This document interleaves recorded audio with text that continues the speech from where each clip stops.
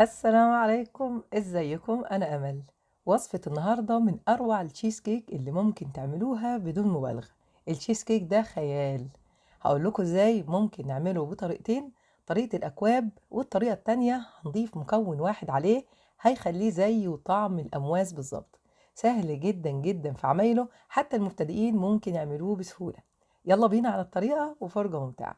اول حاجه معايا في المقادير هو باكو اوريو في 14 قطعه، ومعايا 150 جرام سكر بودره، وهنحتاج 400 جرام فريش كريم و500 جرام جبنه سوفت اي نوع تفضلوه تستعملوه، وذره فانيليا. واخر حاجه معايا الجيلاتينا هنستخدم النهارده اللي هي الورق دي. لو حابين تعملوا البودره هكتب لكم ازاي الكميه في صندوق الوصف، وقد ايه كميه الميه اللي هندوبها فيها. ودي مكونات القاعدة اللي هنعملها للتشيز كيك: 2 باكو بسكوت، حوالي 24 قطعة بسكوت، و80 جرام زبدة. هكتب لكم المقادير تحت كلها في صندوق الوصف. هجيب بقى الخلاط اللي عندي، او لو ما عنديش مفرمة صغيرة زي دي ممكن نعمل كل ده على ايدينا او نحطه في كيس ونضربه باي حاجة تقيلة كده. المهم ان احنا نطحنه كويس جدا وينعم ويبقى بالشكل اللي احنا شايفينه ده. هنطحن كل كمية البسكوت اللي معانا، وبعد كده قطعة الزبدة اللي انا وريتها لكم طبعا هنكون مسيحينها وباردة هحطها بقى على البسكوت، وهقلب المكونات دي على بعضها. اخلي البسكوت يتقلب كويس مع الزبدة، وبعد كده اركنهم على جنب عشان نشوف هنعمل بيهم ايه. اول حاجة بقى دي الصينية اللي انا هحط فيها الشيز كيك على شكل الموس. اي نوع صينيه بقى تفضلوه، اللي هي مقاسها 20 سنتي. هكتب لكم تحت في صندوق الوصف الكميات بالظبط اللي انا حاططها في الصواني كلها، علشان تعرفوا ازاي هنشتغل وهنعمل كميات قد ايه. وحطيت طبقه بسكوت سمكها حوالي اقل من نص سنتي وسويتها كويس جدا، وبعد كده بقى هركنها في الفريزر على ما اعمل الخليط بتاع التشيز كيك علشان نستخدمها وهي متجمده. هنيجي بقى للجيلاتينا. اللي هيستخدم الجيلاتينا الورق زي بتاعتي كده هنقطعها ونحطها في طبق ونبلها بشويه ميه بدون معيار، لان احنا مش هنستخدم الميه. انما لو انتوا هتستخدموا جيلاتينا البودره هنستخدم 10 جرام جيلاتينا وهنبلهم في 40 جرام ميه. بس انا النهارده استخدمت نص مقدار الجيلاتينا لان هقسم الخليط على نصين. دلوقتي هتشوفوا معايا انا هعمل فيها ايه. وده باكو البسكوت اللي مع المقادير الاولانيه اللي هنستخدمه جوه خليط التشيز كيك. هنجيب بقى البسكوت ونفتحه وناخد الكريمة اللي فيه. الكريمة دي مش هنرميها، احنا هنستخدمها دلوقتي. هنضيفها على خليط الشيز كيك كله، بتديله غناوة وطعم جميل جدا. بعد ما طلعت كل الكريمة من البسكوت هنكسره المرة دي بإيدينا. يا ريت نكسره بإيدينا أو بشوكة، يا دوبك حاجة بسيطة. أنا عايزة فيه قطع كبيرة وقطع شوية صغيرين، غير البسكوت الأولاني اللي احنا طحناه جامد علشان نعمله في القاعدة. ده هنحطه جوه الخليط من جوه، فيفضل إن احنا نكسره بالطريقة اللي احنا شايفينه ده. هنبدأ هنا نعمل خليط التشيز كيك. الطريقة اللي انا هوريها لكم دي من افضل الطرق اللي هتدينا نتيجة هشة وطعم لذيذ جدا. احط الثلاث مكونات دول: الجبنة والسكر البودرة وذرة الفانيليا. هقلب الحاجات دي على بعضها، ولو حابين بالهاند بلندر نعملها، مش عندنا هنعملها بالشوكة بس.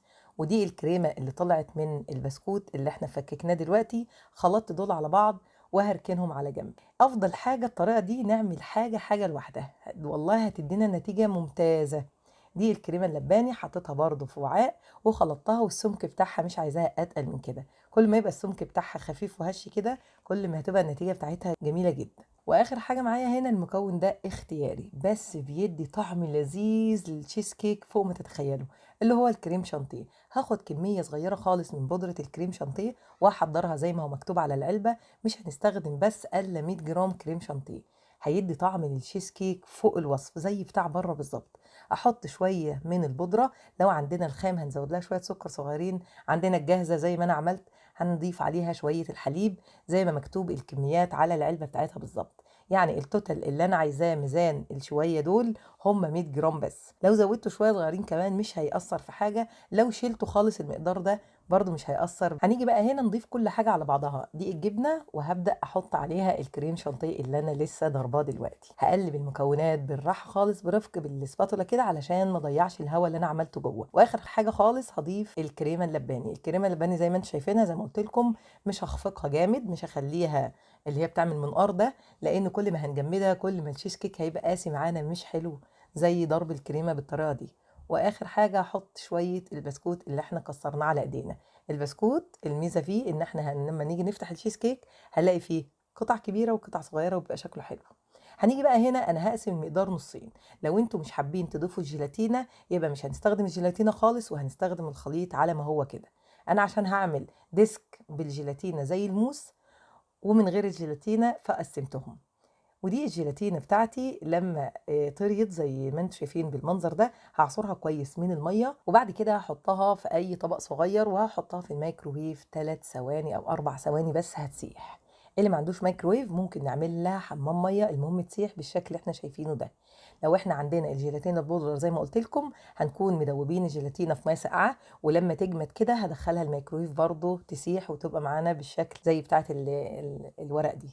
وده الديسك اللي كان فيه البسكوت اللي انا قلت لكم عليه، اللي حطيناه في الفريزر، دلوقتي جامد قدامي في الفريزر. هطلعه من الفريزر ومباشره هضيف عليه كميه الخليط بتاع التشيز كيك.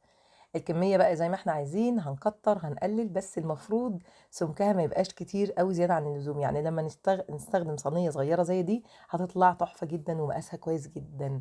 هسوي بقى السطح علشان يبقى الشغل بتاعنا بروفيشنال، وهغطيه بورق كليم فيلم عشان لما ادخله الفريزر لا يلقط طعم حاجه كده ولا كده، ويبقى الوش بتاعه ما يعملش اي قشره شكلها مش كويس.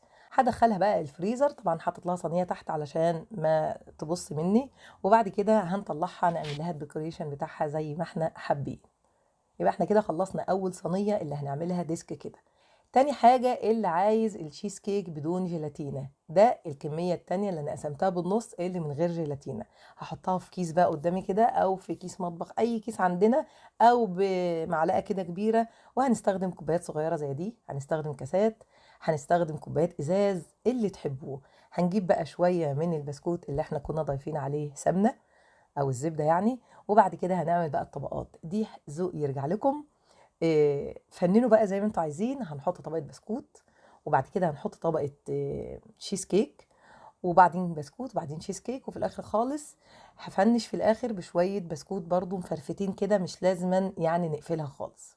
وده اخر شكل عملته في كاس كده، شكله رهيب وشكله جميل جدا لضيف يجيلنا نقدم له، يعني هنبتكر زي ما احنا عايزين. وده بالمناسبة صوص كراميل، هوريه لكم دلوقتي وهفكركم بيه، احنا كنا عاملينه قبل كده في حلقة قبل كده.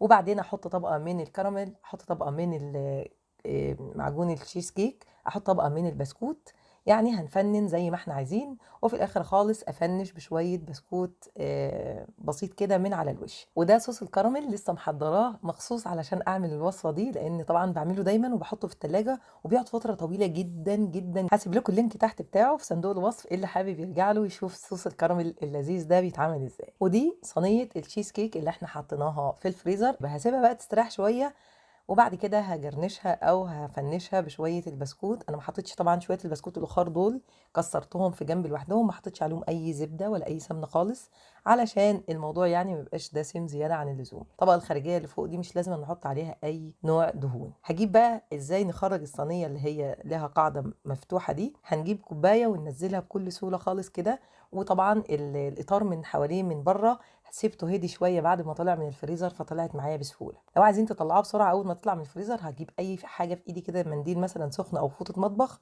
وامسكها من الطرف كده لغايه ما تهدى شويه، هتلاقوها تطلع معايا بكل سهوله. شايفين الكاس الجميل ده؟ زوقته من بره كده بالصوص زي ما احنا شايفينه. وهنقطع مع بعض حته تشيز كيك رهيبه، طعمها وشكلها ومنظرها جنان. بجد الوصفه دي لو جربتوها هتعتمدوها عندكم دايما، ما انتوش هتعملوا الا الوصفه بتاعتي دي، وهتقدموها زي ما تحبوا. حتى الصينيه دي ممكن برضو نرش عليها صوص الكراميل، او ممكن نرش عليها اي صوصات تانية انتوا بتحبوها. صوص كافيه بيليق جدا برضو مع الاوريو تشيز كيك. اللي ما جربش الاوريو تشيز كيك لازم يجرب الطريقه بتاعتي دي. طعم بتاعت الفريزر دي لها طعم تاني خالص، سبحان الله. هي نفس المكونات، بس الفرق ان احنا حطينا شويه جيلاتينه بس في اللي احنا هنحطها في الصينيه دي، لان بتتاكل ساقعه مجمده زي الايس كريم، جميله جدا. انما بتاعت الكاس دي او الكوبايه دي لذيذه وظريفه، ويا دوبك ممكن ناكل كوبايه اتنين تلاته، يعني خفيفه جدا. بتمنى النهارده يكون الوصفه عجبتكم، واللي عجب الوصفه ما ينساش يعمل لايك وشير للفيديو عشان كلنا نستفيد. ولو مش مشتركين في القناة فعلوا الجرس واشتركوا. وشكرا ليكم، وزوروني على موقعنا في الفيسبوك والإنستجرام. ودمتم في أمان الله، والسلام عليكم ورحمة الله وبركاته.